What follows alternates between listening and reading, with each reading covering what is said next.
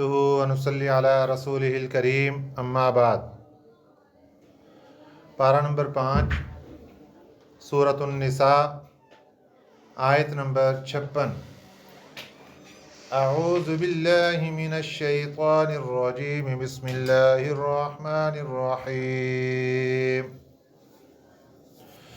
ان الذین کفروا بآیاتنا سوف نصلیہم نارا كلما نضجت جلودهم بدلناهم جلودا غيرها ليذوقوا العذاب إن الله كان عزيزا حكيما والذين آمنوا وعملوا الصالحات سندخلهم جنات تجري من تحتها الأنهار خالدين فيها أبدا لهم فيها أزواج مطهرة وندخلهم ظلا ظليلا۔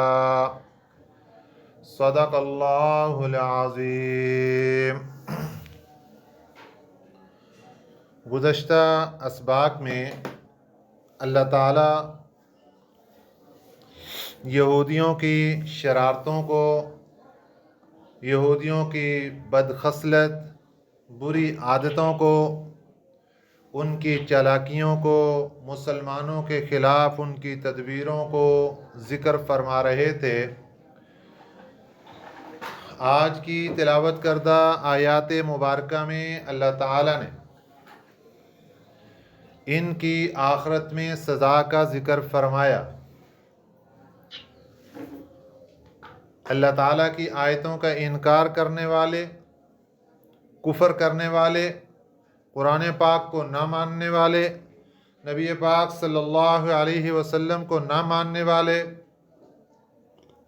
ان کو قیامت کے دن جہنم میں ڈال دیا جائے گا، اور جہنم میں ان کو مختلف طرح کے عذاب ہوں گے۔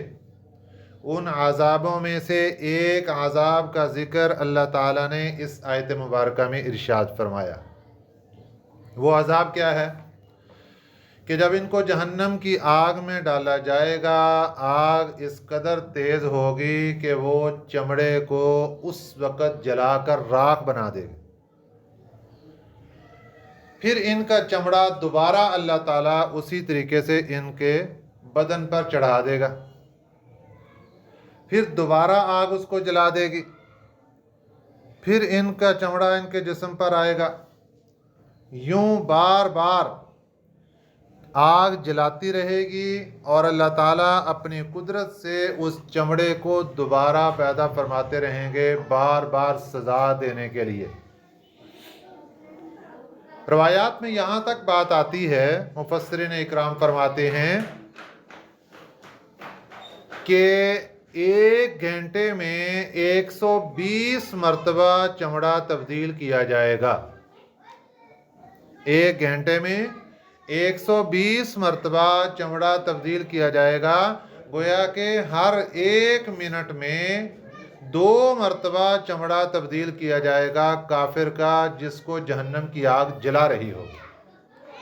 اور یہ اس جسم کے ساتھ جہنم میں نہیں جائے گا، جتنا چھوٹا سا جسم 5 فٹ 6 فٹ کا یہ لے کے دنیا میں پھر رہا ہے، بلکہ جب یہ قیامت کے دن اس کو جہنم میں ڈالا جائے گا تو اس کا جسم بڑھا دیا جائے گا، اس کا جسم پھیل جائے گا، کیونکہ جتنا بڑا جسم ہوگا اتنی اس کے لیے سزا زیادہ ہوگی، اتنی اس کو تکلیف زیادہ ہوگی۔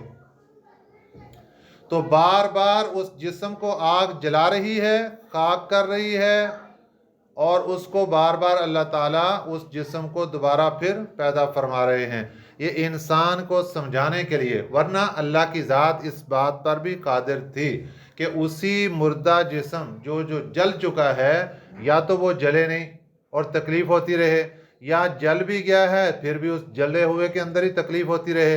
لیکن اللہ تعالیٰ انسان کو سمجھانے کے لیے یہ بات فرما رہے ہیں کہ تمہارا چمڑا بار بار تبدیل کیا جائے گا اے کافرو، اس لیے تمہیں چاہیے کہ دنیا کے اندر ہی ان باتوں کو سن کے توبہ کر لو، اور اللہ اور اس کے رسول صلی اللہ علیہ وسلم کے قدموں میں آ کر ایمان قبول کر لو۔ تو اس لیے یہ اللہ تعالیٰ کی طرف سے انسان کو ترغیب دی جا رہی ہے کہ تم یہ دنیا کے اندر ہی توبہ کر لو ورنہ قیامت کے دن تمہاری پکڑ ہوگی۔ فرمایا ان الذین کفروا، بے شک جو کافر لوگ جنہوں نے انکار کیا بآیاتنا، ہماری آیتوں کا، سوف نسلیہم، ان قریب ہم ان کو داخل کریں گے، نارن، نارن کہتے ہیں آگ کو، ان قریب ہم ان کو آگ میں داخل کریں گے، اور وہ معمولی آگ نہیں ہوگی، وہ جہنم کی آگ ہوگی، اور جہنم کی آگ کس قدر تیز ہوگی کہ دنیا کی آگ سے 70 گنا زیادہ ٹمپریچر ہے جہنم کی آگ کا۔ تو جہنم کی آگ، آج دنیا کی آگ انسان برداشت نہیں کر سکتا، ایک لمحے کے لیے بھی آگ کے قریب نہیں جا سکتا، چاہے جائے کہ اس میں اپنی انگلی یا اپنے جسم کو ڈال کر چیک کرے۔ تو جہنم کے اندر انسان کو ڈالا جائے گا، اور جہنم کی آگ بہت سخت ہوگی۔ کلما، جب بھی، نضجت، جل جائے گی، جلودہم، ان کی کھال، بدلناہم، ہم تبدیل کر دیں گے، ہم بدل دیں گے ان کو، جلودن غیرہا، دوسری کھال سے۔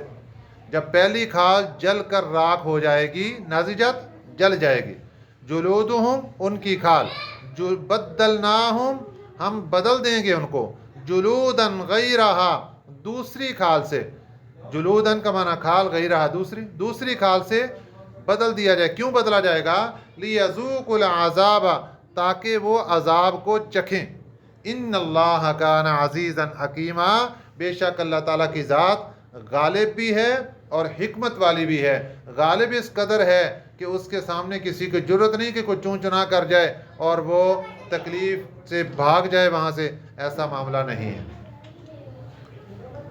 والذین آمنوا وعملوا الصالحات، اب یہ تو کافروں کا حال تھا، اور جو لوگ ایمان والے، وعملوا الصالحات، اچھے اعمال کرنے والے، اچھے اعمال کون سے ہیں؟ نماز، روزہ، حج اور زکوٰۃ۔ مفسرین اکرام فرماتے ہیں کہ یہ 4 چیزیں مین ہیں نیک اعمال کی۔ اعمال صالحہ کے اندر جو بڑی چیزیں آتی ہیں وہ یہ 4 ہیں۔ جو انسان ان 4 کے اندر اپنے فرائض میں کوتاہی نہیں کرتا، وہ دوسرے اعمال بھی پورے کر لیتا ہے، اور جو ان میں کوتاہی کر گیا وہ دوسرے اعمال کے اندر بھی کوتاہی کر جاتا ہے۔ تو یہاں کیا فرمایا؟ والذین آمنوا، ایمان والے، وعملوا الصالحات، اچھے اعمال کرنے والے، سندخلہم جنات تجری من تحتها الانہار، ہم ان کو داخل کریں گے جنات، ایسے باغات میں، تجری من تحتها الانہار، جن کے نیچے سے نہریں جاری ہوں گی۔ باغات ہوں گے جنت میں، ان کے نیچے نہریں جاری۔ اللہ ایسے ایسے محلات جنت کے اندر عطا فرمائیں گے جن کے نیچے سے نہریں جاری ہوں گی، آبشاریں چل رہی ہوں۔ خالدین فیہا ابدا، خالدین رہیں گے، فیہا اس جنت میں، ابدا ہمیشہ ہمیشہ کے لیے۔ جہنمی جہنم کے اندر چلا گیا، اگر وہ کفر کی حالت میں چلا گیا تو وہ وہاں سے نہیں نکل سکے گا۔ جنتی جنت میں چلا گیا، ایمان کی حالت میں، وہ جنت سے نہیں نکالا جائے گا۔ جہنم میں جانے والا بندہ نکل سکتا ہے اگر ایمان موجود، اور جنت میں جانے والا بندہ دوبارہ جنت سے نہیں نکالا جائے گا۔ یہ اعزاز ہوگا، یہ پروٹوکول ہوگا، یہ عزت ہوگی اس بندے کی جس کو اللہ جنت میں داخل فرمائیں گے۔ فرمایا خالدین فیہا ابدا، یہ ہمیشہ ہمیشہ کے لیے جنت میں رہے گا۔ لہم فیہا ازواج مطہرۃ، ان کے لیے اس جنت میں ازواج بیویاں ہوں گی، مطہرۃ پاکیزہ، پاکیزہ بیویاں ہوں گی۔ مفسرین اکرام فرماتے ہیں پاکیزہ کا مطلب کیا ہے؟ فرمایا جو دنیا کے اندر رہنے والی بیوی، اس کو قضاء حاجت کی ضرورت پڑتی ہے، بول و براز کی ضرورت پڑتی، جنت ان چیزوں سے پاک ہے۔ بول و براز سے پاک بیویاں ملیں گی، حیض و نفاس سے پاک بیویاں ملیں گی، کوئی گندگی، یہاں تک کہ ناک سے جو گندگی نکلتی وہ بھی جنت کے اندر نہیں ہوگی، تھوک تک بھی جنت میں نہیں ہوگا۔ جنت ان سب چیزوں سے پاک، صاف شفاف، خوشبو والی جنت۔ وَنُدْخِلُهُمْ ظِلًّا ظَلِيلًا، اور ہم داخل کریں گے ان کو گھنے سائے میں، ऐसा साया होगा, जन्नत सारी की सारी अल्लाह के अर्श के साए में मौजूद होगी। एक रवायत ये अल्लाह के अर्श का साया मिलेगा, दूसरी रवायत ये अल्लाह जन्नती को उसके बागात के अंदर इतने बड़े बड़े दरख्त लगा कर देगा कि उसके नीचे 100 साल तक घोड़ा दौड़ता रहे तो उनका साया ख़त्म नहीं होगा। इतना बड़ा बड़ा एक दरख्त उसके बागात में लगा होगा। इन्नल्लाह यअमुरुकुम अन तुअद्दुल अमानाति इला अहलिहा व इज़ा हकमतुम बैनन नासि अन तहकुमू बिल अद्ल। इस आयत मुबारका के बारे में मुफस्सिरीन इकराम फरमाते हैं, पहले इसका तर्जुमा समाअत फरमा लीजिए। इन्नल्लाह यअमुरुकुम, बेशक अल्लाह ताला तुम्हें हुक्म देते हैं, अन तुअद्दुल अमानाति, ये कि तुम अदा कर दो अमानतें, इला अहलिहा, अमानत वालों को, व इज़ा हकमतुम बैनन नासी, और जब तुम फैसला करो लोगों के दरमियान, अन तहकुमू बिल अद्ल, तो तुम फैसला करो उनके दरमियान इंसाफ के साथ, अदल के साथ फैसला करो। इन्नल्लाह निअम्मा यइज़ुकुम बि, बेशक अल्लाह ताला निअम्मा,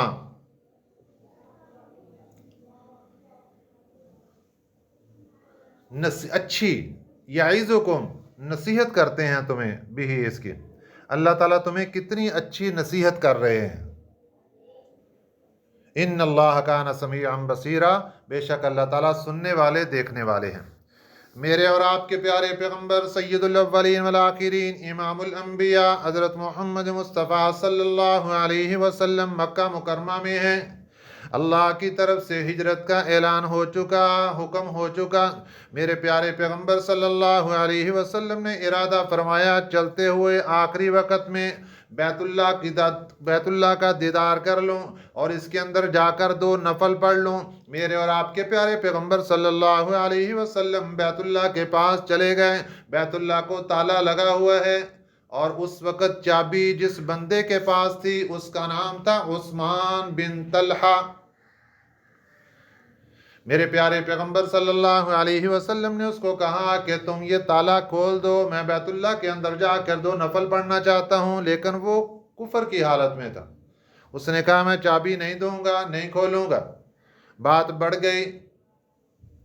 मेरे प्यारे पैगंबर सल्लल्लाहु अलैहि वसल्लम ने इरशाद फरमाया, ए उस्मान, क्या वक़्त होगा वो जब एक दिन आएगा चाबी मेरे हाथ में होगी। उसने कहा कि अगर वो दिन आएगा जब चाबी तुम्हारे हाथ में होगी तो कुरैश तो जलील हो जाएंगे। मेरे आका ने फरमाया, नहीं, कुरैश के लिए वो दिन इज्जत का होगा। चुनाचे दरवाज़ा खोला गया। मेरे नबी सल्लल्लाहु अलैहि वसल्लम ने 2 नफल पढ़ लिए। बाज़ मुफस्सिरीन ने फरमाते हैं नहीं पढ़ने दिए। वाक़या आया गया हो गया। उसके बाद सन 8 हिजरी में आप सल्लल्लाहु अलैहि वसल्लम हिजरत करके मदीना तैयबा आ गए और दोबारा 8 साल के बाद अल्लाह ताला ने मक्का मुकरमा को फतह फरमा दिया। मेरे प्यारे पैगंबर सल्लल्लाहु अलैहि वसल्लम एक फातेह बनकर मक्का मुकरमा में दाखिल हुए। बैतुल्लाह के पास पहुंचे। फरमाया, बुलाओ बैतुल्लाह की चाबी किसके पास? उस्मान बिन तलहा को बुलाया गया। चाबी इन्होंने अपनी अम्मी को दे दी थी जाकर। ज़माना जाहिलियत में बड़े अरसे से इनके ख़ानदान में बैतुल्लाह की चाबी चलती आ रही थी। अपनी वालदा को दे दी। वालदा चाबी नहीं दे रही। आज हमसे चाबी छिन गई तो दोबारा कभी हमारे हाथ नहीं आएगी। माँ मुशरिका है, चाबी नहीं दे रही। लेकिन उस्मान बिन तलहा, उसने जाकर अर्ज़ किया, अम्मी जान चाबी दे दीजिए वरना वो फातेह बन कर आए हैं, मुझे तकलीफ़ होगी, मुझे तकलीफ़ पहुँचेगी, आप चाबी दे दें। चाबी ले ली। आकर दरवाज़ा खोला बैतुल्लाह का। मेरे और आपके प्यारे पैगंबर सल्लल्लाहु अलैहि वसल्लम बैतुल्लाह में दाखिल हुए। आपने जाकर नवाफिल अदा फरमाए। जब मेरे प्यारे पैगंबर सल्लल्लाहु अलैहि वसल्लम चाबी हाथ में है और बैतुल्लाह से बाहर निकल रहे हैं, ज़ुबान पर ये आयत मुबारका जारी है, इन्नल्लाह यअमुरुकुम अन तुअद्दुल अमानाति इला अहलिहा व इज़ा हकमतुम बैनन नासि अन तहकुमू बिल अदल इन्नल्लाह निअम्मा यइज़ुकुम बिहि इन्नल्लाह कान समीअन बसीरा। हज़रत उमर बिन खत्ताब रज़ी अल्लाह ताला अन्हु इरशाद फरमाते हैं, ये वो आयत मुबारका है जो बैतुल्लाह के अंदर मेरे और आपके प्यारे पैगंबर सल्लल्लाहु अलैहि वसल्लम पर नाज़िल हुई। हुजूर जब बैतुल्लाह से बाहर तशरीफ लाए तो ये आयत मुबारका तिलावत फरमा रहे थे। अब मेरे प्यारे पैगंबर सल्लल्लाहु अलैहि वसल्लम के हाथ में चाबी। हज़रत अब्बास रज़ी अल्लाह ताला अन्हु मेरे प्यारे पैगंबर सल्लल्लाहु अलैहि वसल्लम के चचा जान हैं, उठकर खड़े हो गए। हुजूर, हाजियों को पिलाने पानी पिलाने की ड्यूटी हमारी, हाजियों की दूसरी सहूलतों की ड्यूटी हमारी। हुजूर, हम ये चाहते हैं चाबी भी हमें दे दी जाए, आज के बाद चाबी बैतुल्लाह की हमें दे दी जाए, हम अपने पास रखेंगे, हमारे ख़ानदान में चलती रहेगी और हम इस खिदमत को कबूल करेंगे। मेरे प्यारे पैगंबर ने चाबी अपने चचा को नहीं दी। हज़रत अली रज़ी अल्लाह ताला अन्हु हाजिर हुए, हुजूर चाबी मुझे दे दीजिए। मेरे प्यारे पैगंबर सल्लल्लाहु अलैहि वसल्लम ने उनको भी नहीं दी। कुर्बान जाए रहमतुल लिल आलमीन सल्लल्लाहु अलैहि वसल्लम पर। मेरे प्यारे पैगंबर ने फरमाया, उस्मान बिन तलहा कहाँ है? बुलाया गया। मेरे नबी सल्लल्लाहु अलैहि वसल्लम ने चाबी उस्मान बिन तलहा के हाथ में रखते हुए इरशाद फरमाया, बताओ उस्मान बिन तलहा, उस दिन को याद करो जब चाबी तुम्हारे हाथ में थी और मैंने तुम्हें एक बात कही थी। उस्मान बिन तलहा कहते हैं, मुझे 8 साल पुरानी वो बात याद आ गई। मैंने अर्ज किया, हुजूर मुझे बात याद आ गई। फरमाया, बताओ कैसी रही? फिर बताओ, जो बात मैंने की थी वो पूरी हो गई? हुजूर पूरी हो गई। चाबी मेरे पैगंबर ने उस्मान के हाथ में रख दी। फरमाया, जाओ ले जाओ, ये चाबी क़यामत तक तुम्हारे ख़ानदान में रहेगी, कोई तुमसे छीन नहीं सकेगा। जो तुमसे चाबी छीनेगा वो दुनिया का जालिम तरीन इंसान होगा। अभी कुफर की हालत में चाबी उनको दे दी। सुबहान अल्लाह। मेरे प्यारे पैगंबर सल्लल्लाहु अलैहि वसल्लम के दस्ते मुबारक से चाबी लेकर उस्मान बिन तलहा चंद कदम वापस पलटा, फिर आ गया और हुजूर के दस्ते मुबारक पर हाथ रखकर कलमा तय्यबा पढ़ा और इस्लाम में दाखिल हो गया। ला इलाहा इल्लल्लाह मुहम्मदुर रसूलुल्लाह सल्लल्लाहु अलैहि वसल्लम। मेरे नबी सल्लल्लाहु अलैहि वसल्लम ने फरमाया, उस्मान जाओ मुबारक हो, अल्लाह ने कलमा तय्यबा की दौलत भी अता फरमा दी, क़यामत तक ये चाबी तुम्हारे ख़ानदान में रहेगी। हज़रत उस्मान बिन तलहा रज़ी अल्लाह ताला अन्हु सहाबियत का शरफ़ हासिल कर चुके हैं और चाबी लेकर घर चले गए। जब इनका आखिरी वक़्त आया, आखिरी वक़्त में इन्होंने अपने भाई को बुलाया, भाई का नाम था शैबा, और उनको बुलाकर चाबी उनके हाथ पर रख दी।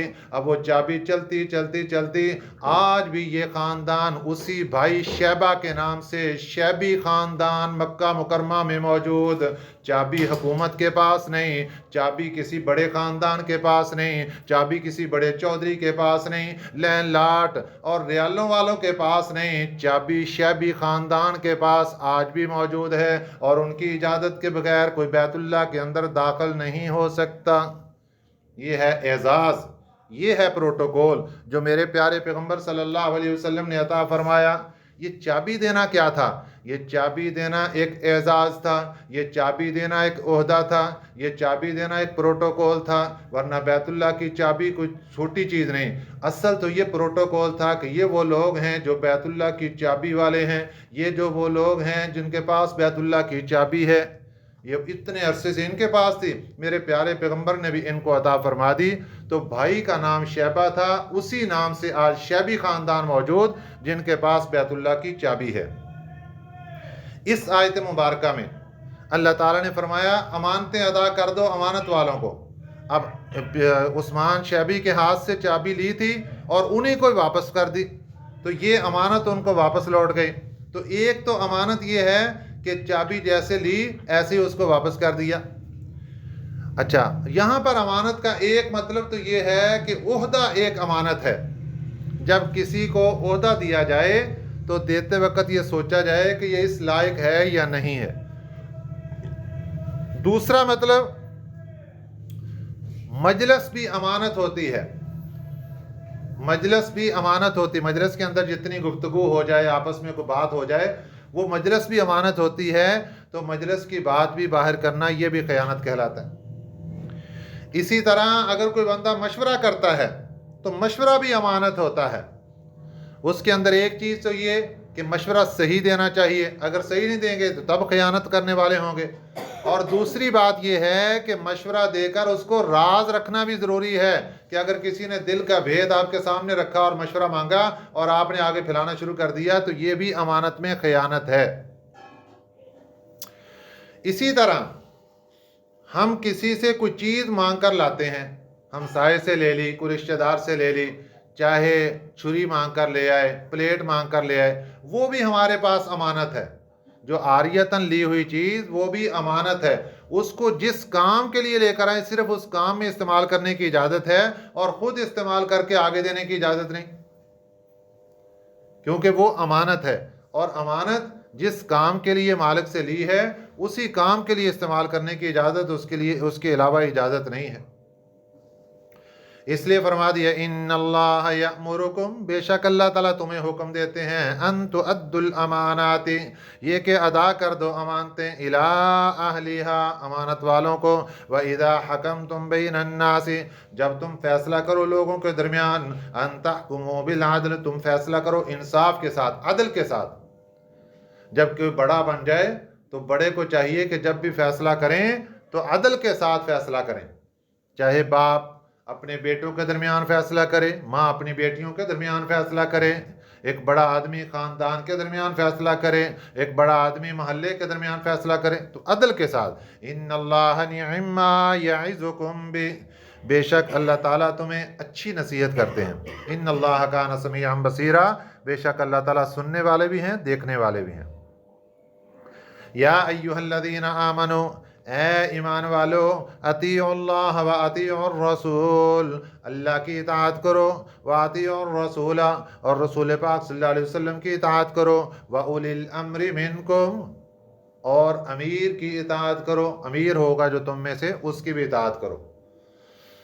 یہاں پر اولی الامر سے امیر بھی مراد ہو سکتا ہے کہ 4-5 آدمی ہیں، 10-11 ہیں، ان میں سے ایک کو امیر بنا دیا، اور دوسرا اس سے حاکم وقت، حکومت بھی ہو سکتی ہے کہ ان کی بھی اطاعت کرو۔ ان کی اطاعت وہ بھی حقیقت میں اللہ کی اطاعت ہے، کیونکہ اللہ تعالیٰ حکم دے رہے ہیں ایمان والوں کو کہ تم نے 3 چیزوں کا مکمل خیال رکھنا ہے، ہمیشہ اللہ کی اطاعت کرنی۔ اللہ کی اطاعت کیا ہوگی کہ قرآن پاک نے جو جو حکم دے دیا اس کو مانو۔ کچھ چیزیں ہمیں قرآن پاک حکم دے گا کہ یہ مانو، تو اللہ کی اطاعت میں چلے جائیں گے، اور جو قرآن پاک میں احکام نہیں ہوں گے وہ پیارے پیغمبر صلی اللہ علیہ وسلم فرمائیں گے کہ یہ کام کرو، تو ہم ان کو کریں گے، تو نبی پاک صلی اللہ علیہ وسلم کی اطاعت ہو جائے گی۔ اور پھر کچھ چیزیں ایسی ہوں گی جو کہ قرآن پاک میں اور احادیث مبارکہ میں نہیں ملے گی، کیونکہ دور حاضر کے اندر مسائل بدلتے رہے اور چیزیں سامنے نئی سے نئی آتی رہیں، تو پھر مفتیان اکرام بتائیں گے کہ یہ کام ایسے کرو، تو ان کا جو فتویٰ ہوگا وہ اولی الامر مراد ہوگا، کہ اس کے اوپر عمل کرنا ضروری ہوگا، اس کے اوپر اطاعت کرنی اس کی ضروری ہوگی۔ فَإِن تَنَازَعْتُمْ فِي شَيْءٍ، اگر تم جھگڑا کر بیٹھو، فی شیء، تمہارا جھگڑا ہو جائے، فی شیء، کسی چیز میں، فردوہ الی اللہ، پھر رجوع کرو اللہ کی طرف، والرسول، اور رسول پاک صلی اللہ علیہ وسلم کی طرف۔ اگر تمہیں کسی بات کے بارے میں آپس کے اندر اختلاف واقع ہو جاتا ہے، جھگڑا واقع ہو جاتا ہے، تو تمہیں چاہیے اللہ کی طرف رجوع کریں اور رسول پاک صلی اللہ علیہ وسلم کی طرف رجوع کریں۔ ان کنتم تؤمنون باللہ والیوم الآخر، اگر تم ایمان رکھتے ہو اللہ پر اور آخرت کے دن پر۔ اب رسول پاک صلی اللہ علیہ وسلم کی طرف رجوع کرنا کیسا ہے کہ ان کے زمانے میں جب آپ صلی اللہ علیہ وسلم کی زندگی مبارک تھی حیات طیبہ میں، اس وقت تو صحابہ کو یہی حکم تھا کہ آپس میں جو بھی چھوٹا موٹا معاملہ ہو، اگر معاملہ حل ہو گیا تو بہتر، نہیں ہوا تو میرے پیارے پیغمبر صلی اللہ علیہ وسلم کے پاس آ جائیں اور وہاں آ کر معاملہ حل کروائیں۔ اب جب آپ صلی اللہ علیہ وسلم پردہ فرما گئے تو اب کیا حکم ہے ایمان والوں کے لیے کہ اب وہ علماء کے پاس آئیں اور ان سے پوچھیں کہ آپ صلی اللہ علیہ وسلم نے اپنی احادیث مبارکہ میں اس کے بارے میں کیا فیصلہ فرمایا۔ تو علماء بتائیں گے کہ بھئی اس کے بارے میں میرے پیغمبر یہ فیصلہ فرما کر گئے ہیں، لہذا تمہارے لیے یہ بہتر ہے کہ تمہارا شریعت کے مطابق یہ فیصلہ بنتا ہے، ایسے کرو۔ इसलिए फरमा दिया इन कुंतुम तुमिनून बिल्लाहि वल यौमिल आखिर, अगर तुम ईमान रखते हो अल्लाह पर और आखिरत के दिन पर। ज़ालिका खैरुन, ये बेहतर है, व अहसनु तअवीला, ज़ालिका खैरुन, ये बेहतर है, व अहसनु, और ज़्यादा अच्छा है, तअवीला, अंजाम के एतबार से। ये चीज़ अंजाम के एतबार से भी बहुत अच्छी है कि अगर हम ऐसा काम करें कि दुनिया के अंदर जब भी छोटी मोटी बात आपस में हो जाए, दो भाइयों के दरमियान हो जाए, दो मुसलमानों के दरमियान हो जाए, दो दोस्तों के दरमियान हो जाए, कभी भी छोटी मोटी बात हो, तो हम अगर आपस में मसला नहीं हल होता तो बजाय ईंट का जवाब पत्थर, पत्थर का जवाब गोली, लड़ाई को आगे बढ़ाने के बजाय, और कुरान पाक ने ये हुक्म दे दिया कि तुम फिर रसूल पाक सल्लल्लाहु अलैहि वसल्लम के अहकामात की तरफ चल पड़ो, वहाँ से पूछो कि हमारे लिए क्या हुक्म है, और उनके लिए मशअल राह होगी, तो फिर हमारे लिए जो हुक्म शरीयत मुताहरा की तरफ से मिलेगा वही हमारे लिए बेहतर होगा, और उसका अच्छा अंजाम भी हमारे लिए साबित होगा। अल्लाह ताला हमें नेक अमाल करने की तौफीक अता फरमाए। आमीन। वमा अलैना इल्लल बलागुल मुबीन।